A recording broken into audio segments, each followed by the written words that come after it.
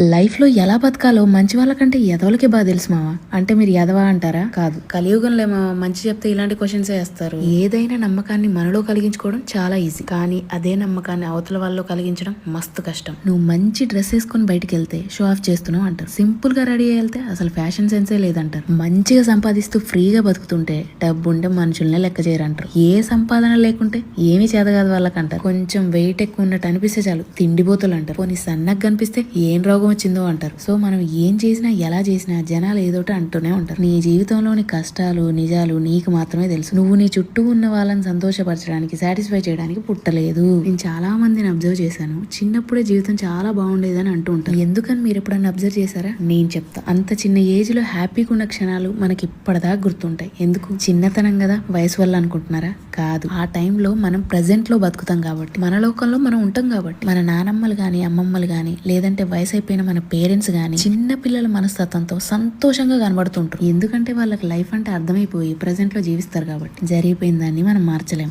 జరగాల్సిన దాన్ని మనం అడ్డుపడే ఆపలేం. ప్రెసెంట్ లో బతుకుతూ లైఫ్ ని ఎంజాయ్ చేయడం కంటే బెటర్ ఆప్షన్ ఏదైనా ఉందా? మీరు ఎన్నైనా చెప్పండి, మేము అటు సావం ఇటు బతకం అంటారా? ఇంకా మిమ్మల్ని ఎవ్వడు మార్చలేడు. చలో.